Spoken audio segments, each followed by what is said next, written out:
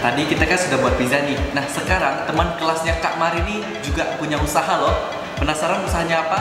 Jadi mereka itu punya usaha namanya Kangen Dimsum. Mereka spesialis dimsum di kampus ini. Nah, ayo kita lihat gimana cara proses pembuatannya. Kita langsung panggil saja Kak Randy. Nah, ini dia Kak Randy. Ya, hai. Ya, baik. Jadi Kak Randy ini sudah buka usaha. Ya, Kalau sejak kapan itu kalau boleh tahu? jadi sebenarnya kita itu buka usaha udah dari setahun yang lalu. Tapi bukan di dimsum. Awalnya kita buka tortilla, makanan yang lain-lain, dan akhirnya saya bersama teman Buin bukalah kita Kangen Dimsum ini. Akhirnya dimsum ini ya, alhamdulillah sudah 6 bulan berjalan. Dan profit income-nya pun sudah lumayan ya. Ya, lumayan. Jadi kita sudah punya karyawan 3 orang. 3 orang karyawan. Dan karyawan kita itu mahasiswa di PTP ini sendiri. Oh, jadi sekaligus mereka juga bisa menjadi penerusnya lah gitu. Nah, daripada kita banyak bicara nih, boleh nggak saya lihat gimana sih proses pembuatan Kangen Dimsum ini? Oke, jadi sebenarnya prosesnya itu tidak sulit, bisa. Oke, jadi kita cuman memakai, di sini saya memakai 500 gram ayam. Kemudian di sini ada 4 telur. Kemudian yang paling penting itu adalah bawang putih. Jadi bawang putih ini bukan hanya sebagai memberi aroma, tapi juga berfungsi di kesehatan tubuh manusia. Oh, jadi satu Kangen Dimsum itu juga ada kesehatannya, ada khasiatnya. Kemudian kita memakai tepung sagu tani. Di sini kita punya kecap asin, kita bisa pakai yang like soy ataupun kecap asin ABC, terserah. Itu menurut kita masing-masing. Kemudian di sini ada lada hitam, lada putih. Kemudian ada saus tiram. Kemudian kita memakai sedikit perasa makanan ya.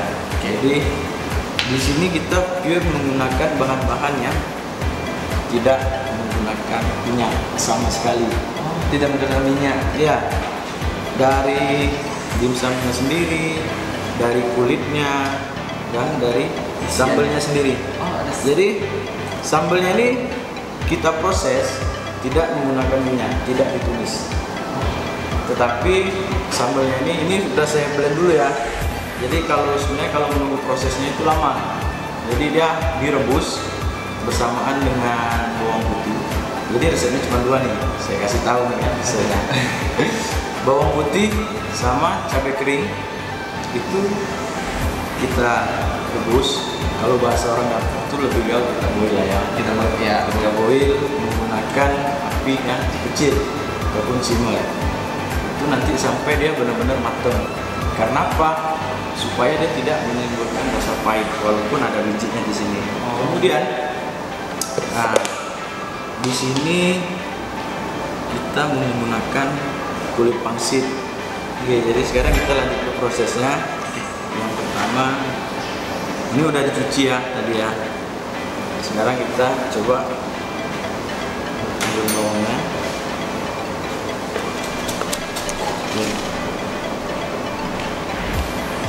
Ini kita masukkan ke adonan ayamnya. Oke. Setelah jadi nih, kemudian kita masukkan tepung apa tadi? Tepung sagu tani. Oke. Ya. Ini sekitaran 3 sendok makan. Kemudian ada kecap asin. Kecap asin itu 2 sendok teh. Sini. Kemudian kita masukkan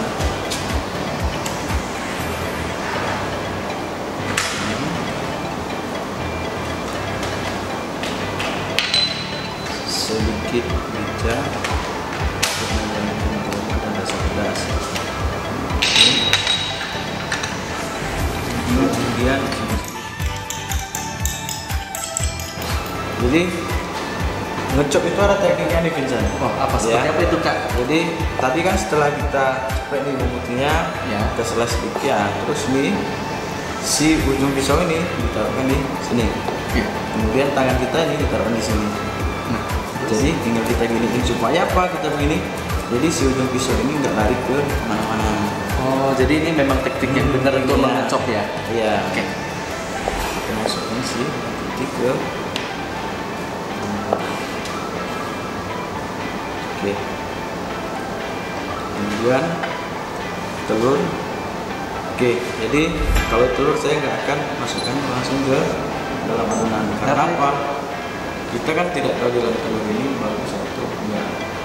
Misalnya sudah kita masukkan 4 telur, kemudian telur yang terakhir itu busuk, kan kita nggak tahu. Makanya saya siapin tempat seperti ini. Untuk Jadi itu sebenarnya untuk menghindari ada kerusakan pada telur. Nah, untuk mengecek telur yang bagus atau tidaknya itu gimana nih, Chef? Nah, biasanya kalau telur yang udah nggak bagus, itu kalau digoncang dia bakalan bersuara, bergerak seperti ini. Tapi kalau telur yang bagus, kamu gini nggak bagus.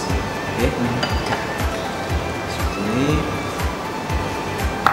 Jadi si adonan ini tinggal kita aduk seperti ini.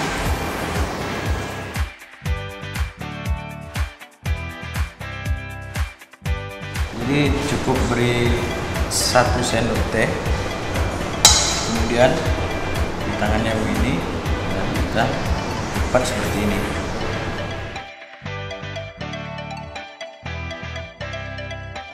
Sekarang saya akan memberi topping wortel ke dimsumnya.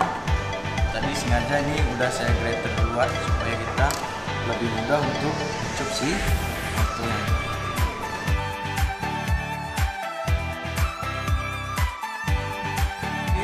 Setelah 10 menit kita lihat.